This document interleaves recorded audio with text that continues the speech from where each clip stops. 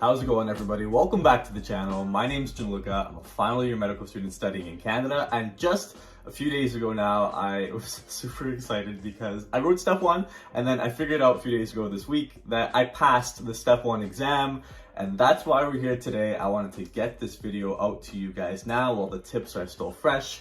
This is going to be my guide to passing the step 1 exam for people in a hurry, and it's going to be the first of 2 videos. The second one is going to be going over like 10 last minute details that you should cram like right before the exam, but that's for later. This is the guide. That's what we're doing today. Now, just a few things that I want to say before we get started. First of all, I understand that everyone coming into this exam is going to be coming from a different place, different schools, different education systems in general, and this is just my experience. You could take some of it that you want, if not all of it, and then kind of just use it in how you feel about approaching this thing. If you have your own tips for the exam, I'd highly encourage you to leave them in the comment section below too, because I think they're going to be a big help for students. And finally, if anything that I said today was helpful, consider leaving a like on the video. It helps a lot. Now, I'm going to be timestamping this entire video, so feel free to jump ahead. But the first thing that we're going to talk about is my own personal experience with the test and how I approached it.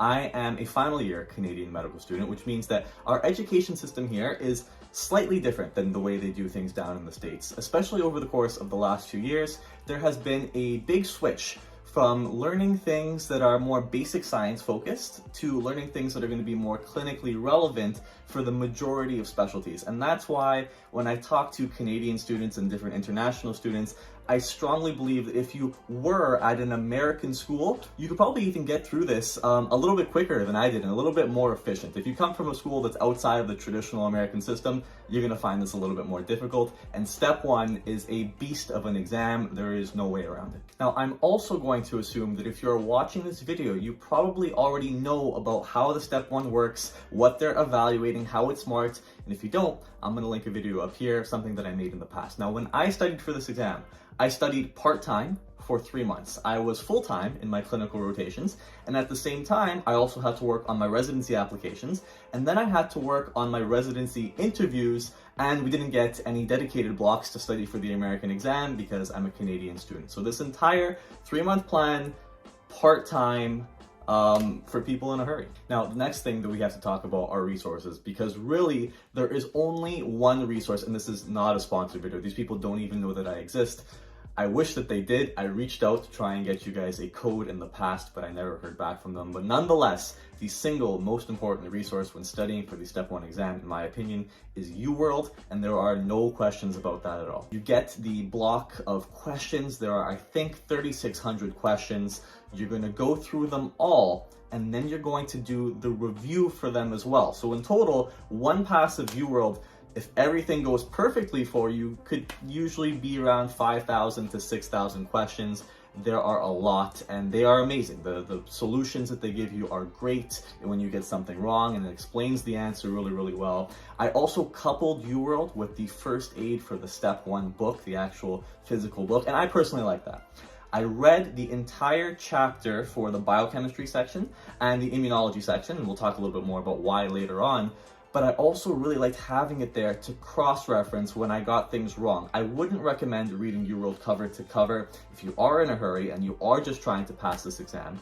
But I do think that it is a good resource to have when you're trying to check things over and learn it for yourself. And this is not to knock other preparation companies either. One company in particular that I've heard really great things about is Sketchy. And I've used some Sketchy before in when I was at a hospital, and one of the IMGs that were there on an elective showed me their version of Sketchy, and I thought that it was really, really cool. I just didn't have the time. But for microbio and for pharm and for some of those things that require a little bit more memorization, I've heard that Sketchy is good if you have the time to do it. Okay, so now for the plan. You've gathered all of your resources. The very first thing that you're going to do is start right away with the UWorld practice questions. You're going to do them in blocks of 40, and you are going to do them all on tutor mode, all timed, but on tutor mode. Now, the reason why. What I want you to remember about Step 1 is that Step 1, at least in my opinion, is an evolution of the MCAT. It's very, very similar to when you were studying for the MCAT test. And for that reason, there are 2 things that you need to keep in mind when you're getting ready for Step 1. And that is the entirety of your score is broken down into your ability to, number 1, memorize as much as possible about all of these different systems that are going to be tested on the exam, and after memorizing them, applying them to the questions. But it is very heavily a memorization of certain key facts that you're then going to use and apply to the different questions.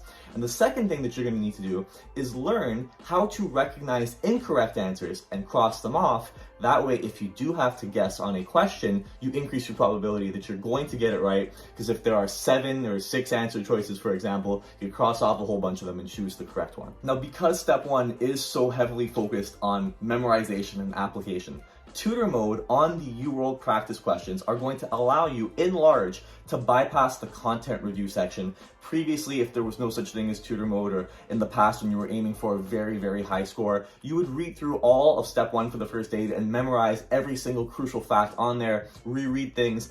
But if you're just trying to pass and you're trying to pass quickly, what I would recommend instead is go through all of those questions on tutor mode, and every time you come up to an incorrect question, you stop, you read the response, and then once you know why you got it wrong, if that still sounds a little bit shady to you, that's when you break out your step 1 book and you look up that particular chapter, you read it through, and then you take notes only on the things that you don't know. And it saves so much time and allows you to power through as many questions as possible while working on all these other things, and specifically focusing on the areas that you don't know and not have to waste time reading over things that you are already very confident in. One other really important piece of the puzzle here is to use free videos available on YouTube to explain a lot of the concepts that you want a little bit better of an explanation at, or some of the things that are very difficult for you to memorize by yourself are very easily explained on YouTube in some cases. And this is where I want to shout out Dirty Medicine, that channel on YouTube.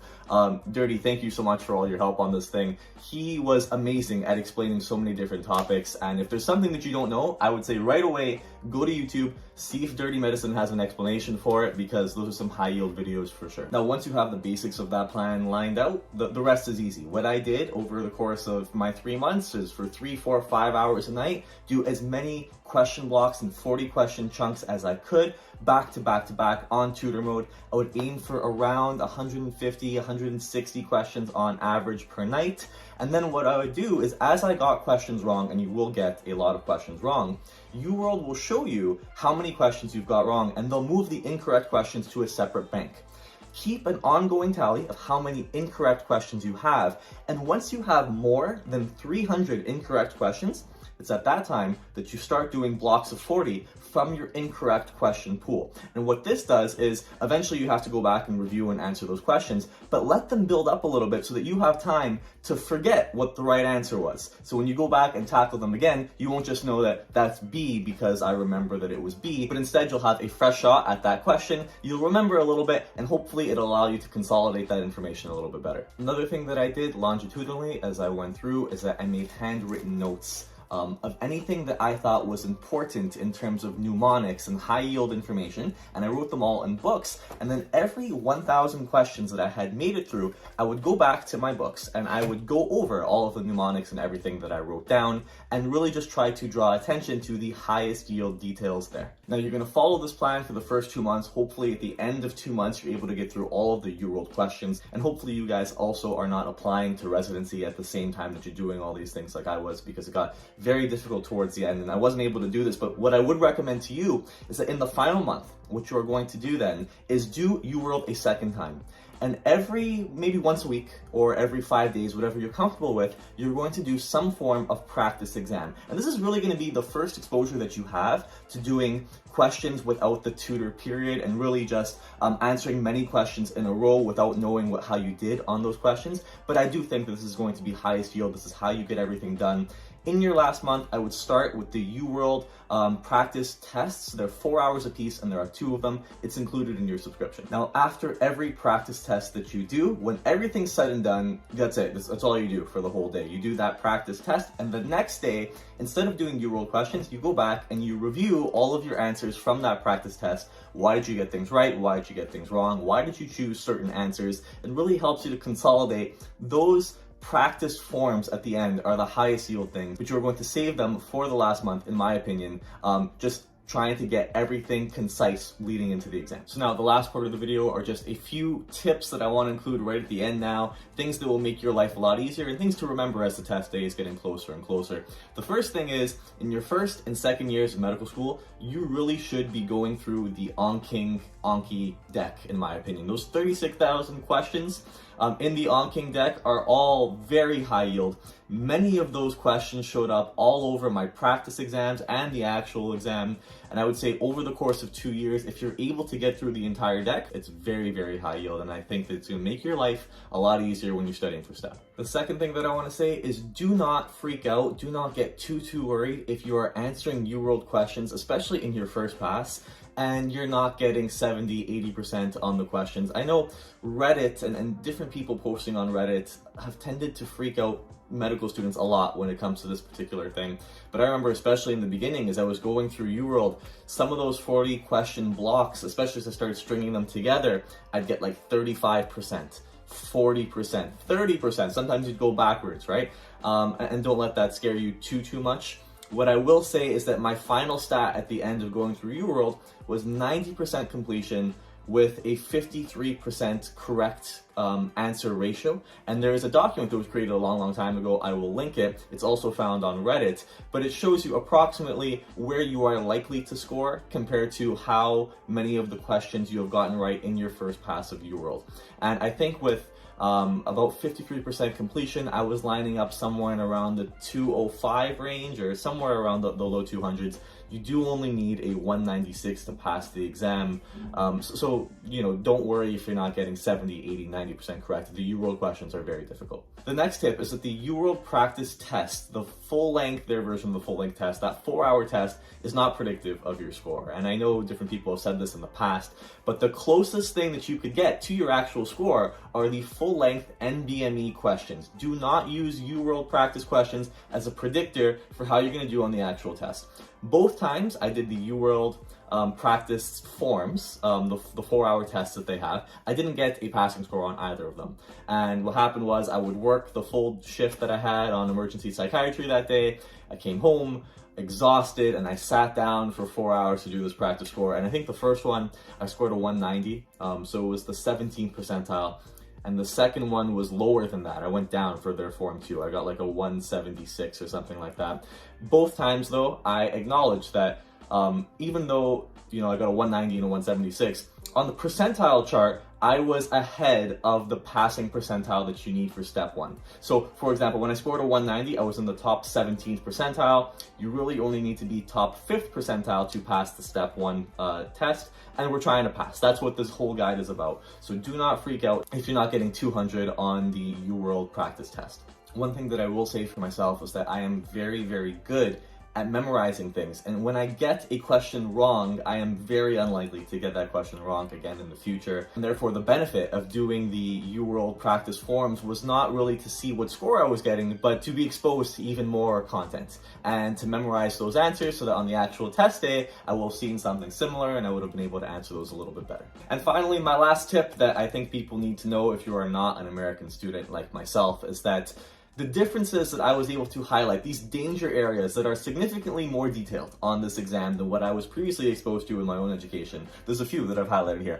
Embryology, pharmacology, immunology, biochemistry, and then a section on random facts. Those are the things that I needed the most help in. And for that reason, that was why I went ahead and I read the full chapter on biochemistry in first aid. And I also read a lot about immunology as well. When it comes to random facts, that's where you just have to expose yourself to as much as possible. Like I think UWorld does have a question asking you about different mushroom poisons and toxins and things like that. And it's just those random facts that you cannot infer from the question. You cannot, it's either you know it or you don't. And it's only through exposure that if one of those questions comes up, you will have seen it before. And that's why I recommend this plan like I do. But anyways, guys, that is everything that I want to talk about for this video. That is mostly everything that I know about step 1, how I passed on my first try, how I think that many people really can pass this test on their first try.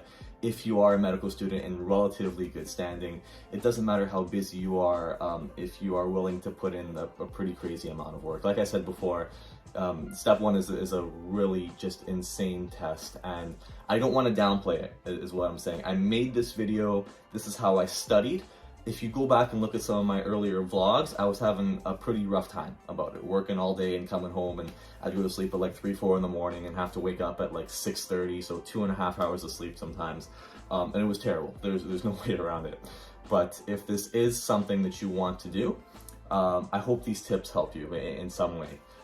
If there's anything you want to say, if I didn't explain something well enough, I'm sorry. Tried my best. Let me know in the comment section below. I'll answer it and we'll talk it out. And best of luck. Best of luck with all this, because I know it's difficult. And we'll see you all in the next one. So everyone take care. And step 2 studying, possibly starting soon. So more on that later.